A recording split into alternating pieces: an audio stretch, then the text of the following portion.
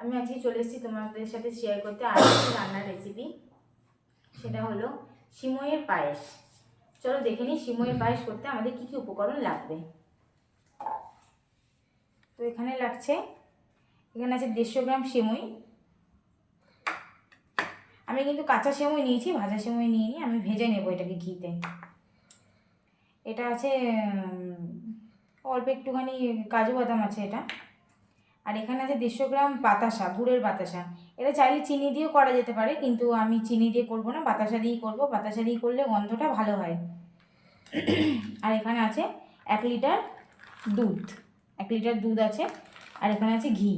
আমি ঘি দিয়ে সেমইটাকে ভেজে নেব। আর সামান্য একটু এলাচ গুঁড়োও লাগবে, সেটা আমি পরে রান্নার সময় দেখিয়ে দেবো।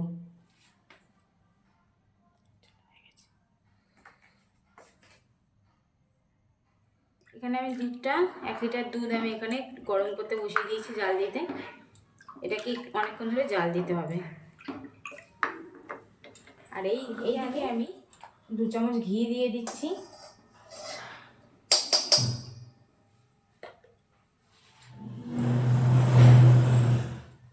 দু চামচ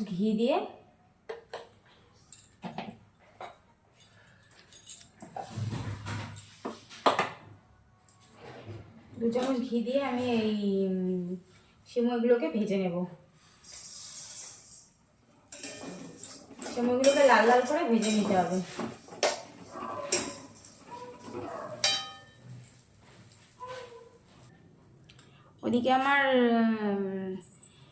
এদিকে আমার সিমইটা লাল লাল করে ভাজা হয়ে গেছে। আর দুধটা এদিকে এখনো উতাল আসেনি, দুধটা জাল হয়নি।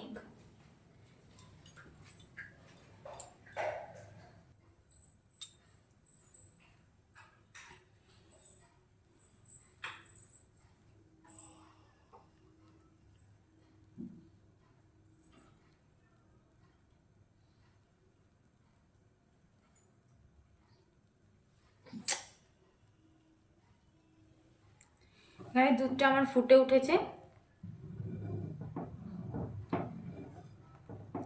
এবার দুধটাকে কিছুক্ষণ জাল দিয়ে নেব। 5 মিনিট মতো দুধটাকে জাল দিয়ে নিতে হবে। ভালো করে জাল দিয়ে নিলে দুধটা একটু ঘন হয়ে যাবে, তারপরে ওই সিমইগুলো মেশাতে হবে।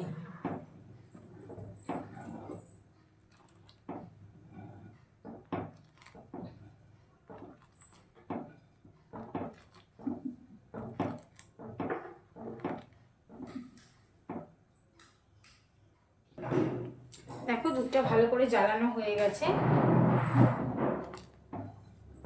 দুধটা ভালো করে জাল দেওয়া হয়ে গেছে। এবার আমি সিমইগুলোকে দুধের মধ্যে দিয়ে দেবো। গ্যাসটাকে একটু সিম করে নেবে।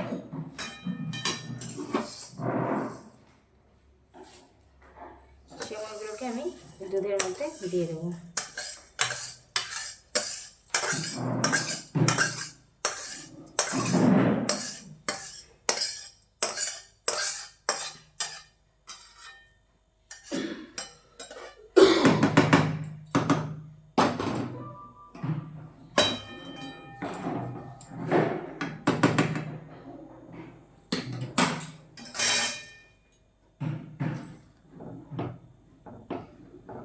আবার নাড়তে হবে, এভাবে নেড়ে যেতে হবে।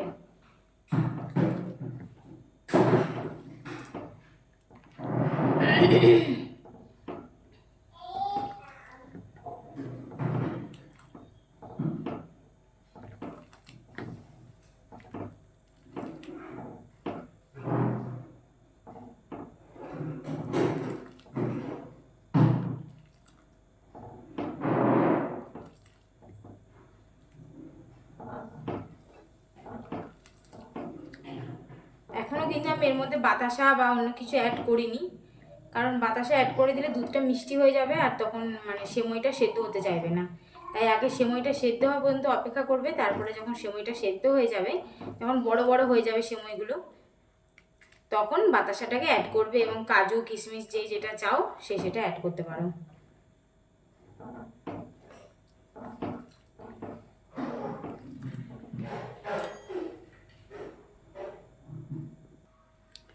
2-3 মিনিট ভালো করে ফোটানোর পর আমি এবার এই যে দেখো এখানে 3টে এলাচ আছে, এলাচটাকে আমি একটুখানি থেতো করে নিয়েছি, এটা আমি এর মধ্যে দিয়ে দেবো। এবার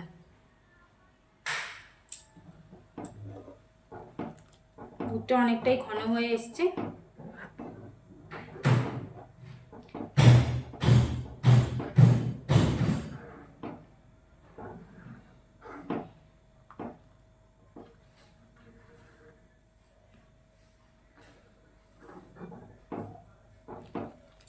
এবার আমি কাজু বাদামগুলোও অ্যাড করে দেবো।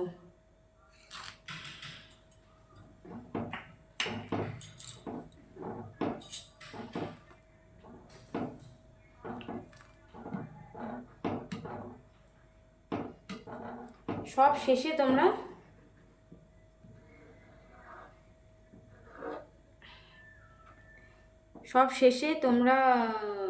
বাতাসাটা অ্যাড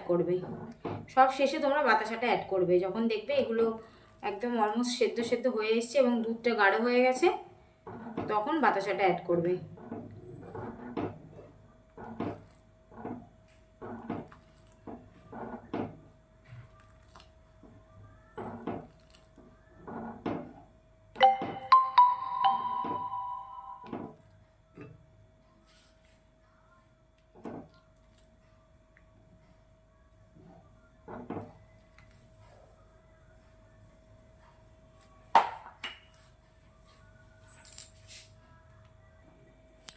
সেমাইগুলো পুরোটাই সেদ্ধ হয়ে গেছে এবং দুধটা অনেকটাই ঘন হয়ে গেছে।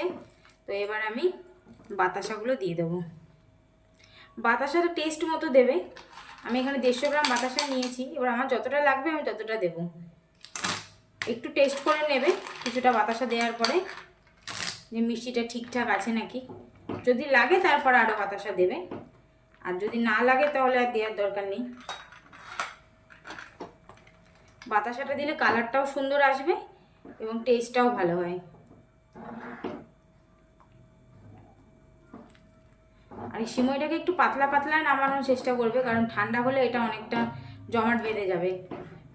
তাই একটু পাতলা পাতলা নামালে খাওয়ার সময় অতটা জমাট বাঁধবে না।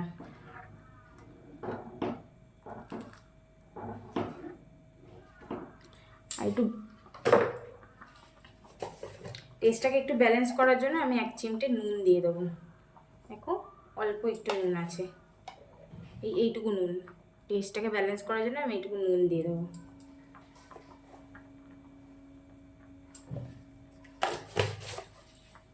সামান্য 1 চিমটে নুন দিয়ে দিলেই হবে।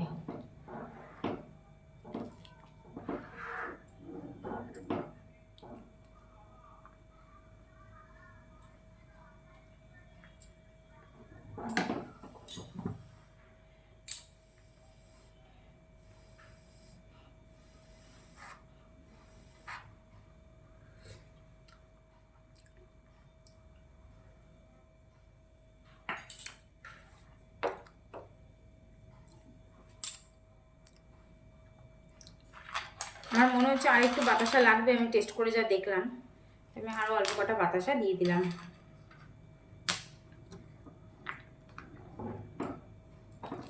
অলমোস্ট আমার 150 গ্রাম বাতাসা কিন্তু লেগেই গেল।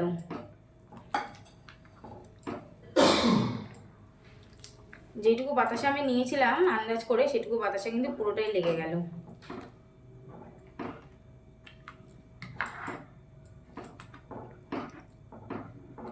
এবার বাতাসাগুলো গলে গেলে এটার মধ্যে আমি কনডেন্স মিল্ক বা আমুল স্প্রে আছে, আমুল স্প্রেটাকে জলে গুলে, অল্প গরম জলে গুলে এর মধ্যে দিয়ে দিলে এটা থিকনেসটা ভালো হবে। এটা সুন্দর একটা বেশ মালাই মালাই ব্যাপার আসবে উপরটাতে।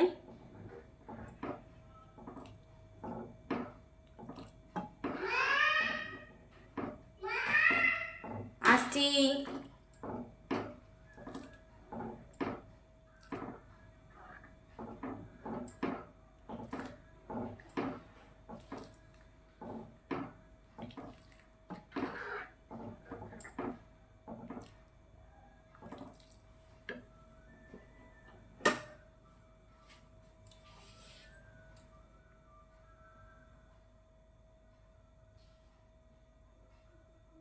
নামানোর আগে আমি দেবো হচ্ছে একটুখানি এই যে আমুল দুধ, এই যে আমুলিয়ার একটা প্যাকেট, আমুলিয়ার একটা প্যাকেট আমি একটুখানি দুধের মধ্যে গুলে নিয়েছিলাম, একটু গরম দুধের মধ্যে। এবার এটাকে আমি দিয়ে দেবো।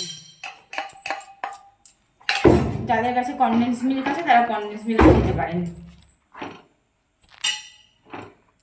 কনডেন্স মিল্ক দিলে আরও বেশি ভালো হবে স্বাদটা।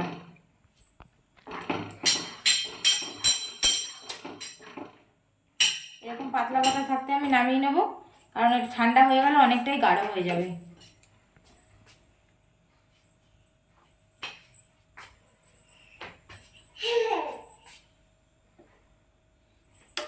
আমার এই রেসিপিটা আপনাদের কীরকম লাগলো একটু আমাকে কমেন্ট করে জানাবেন। যদি ভালো লেগে থাকে তাহলে ট্রাই করবেন বাড়িতে। বাড়িতে ট্রাই করলে আমাকে অবশ্যই কমেন্টের মাধ্যমে জানাবেন। তো চলুন, আমি আবার আসছি একটা নতুন রেসিপি নিয়ে। তো আজকের মতো টাটা।